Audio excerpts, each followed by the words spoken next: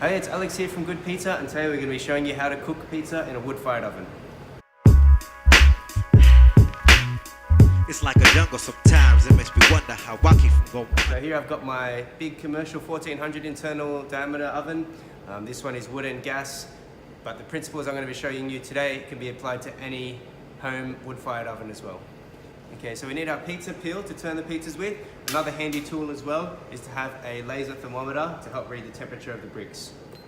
So if you're cooking Napoli style, which is the style I like to do, you want your floor to be around 400 degrees Celsius. 380 to 400 is a good number. Now you can't see it here, but I pushed all my firewood off to one side. So once your oven's hot enough, you push your firewood off to a corner somewhere. So we're going to sweep the floor before we start. There's going to be a lot of ash and soot in there that you don't want to get that on your pizza. So we've got our special broom with wire bristles. So for demonstration purposes, we're just going to pretend that this is the oven. We're going to practice on here. So I'm going to show you how to do this slowly, but it's something you really need to learn to do in about 2 seconds because the oven's really hot and you're going to burn your hand. So what you want to do before a pizza goes in the oven, give it a quick shake, wobble, make sure that it's not stuck to the board. Place it inside the oven, touch the floor, wiggle left to right and let it slide off and pull back. Show you again. Place it inside, tip down, left to right wiggle and slide back. What you don't want to do is wiggle back and forward. So don't go like this because it's just going to bunch it up and tear your pizza up and it's completely ruined. So when you get pretty good at it, quickly it's going to look something like this. And that's how quick you need to be able to do it. With a 400-degree oven, you will burn your hand. One more time. So you do need to be able to do this fairly quickly so you don't burn yourself, but keep in mind you still need to have it a smooth and gentle motion so that you don't throw your toppings and cheese all over the place. So now we're ready for the real deal. We're going to throw our pizza in just like we practiced earlier. Same principles apply. Give it a shake, make sure it's not stuck to the board. And in we go. In, wiggle, out. Just like that. So our pizza is cooking away nicely in there. We don't want to touch it for about a minute. The dough is still going to be softening in time for the dough base to seal so we don't tear it when you turn it. Okay, so we can see our pizza's risen up nicely now. It's ready to turn. It's been there for about 1 minute. When you first go to turn it, you want to be extra gentle because you don't want to tear a hole in it. It could still be stuck and you don't want to damage your beautiful pizza.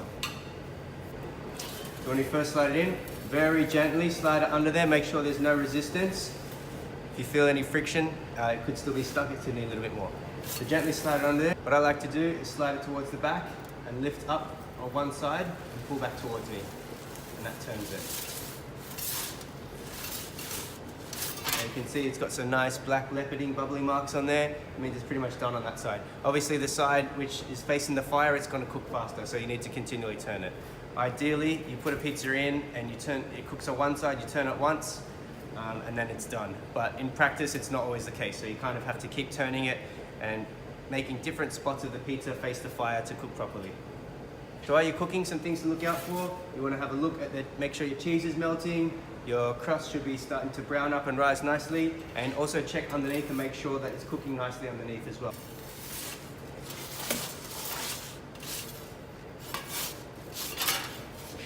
Okay, right now I can see the top of my pizza and the base is cooking pretty nicely. Some nice browning around the edges there. The cheese is melted, it's pretty much done. However, it looks a little bit white underneath, so I'm going to push it back closer to the fire and where the floor is a little bit hotter, just for a little bit. So there's some things you can do to get around if there's elements of your oven that aren't quite working properly. For example, if the floor is too hot, you can put some water on it or put it on a tray to stop it from burning underneath. If the floor is too cold, you can move your pizza around to different spots in the oven to try and find a hotter spot. Generally closer to the fire is going to be much hotter.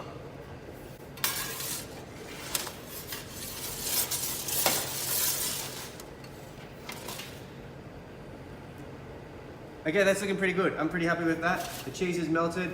It's not too melted to the point of going browning on top. You want it to be just melted. Underneath, it's got some nice, I don't know if you can see that. There, so it's got some nice browning on the bottom, going a bit crispy. And the dough is coloured nicely as well. So we're done. In the side, guess that's the reason why y'all niggas stay cashless. It's a shame they gotta watch her back and niggas.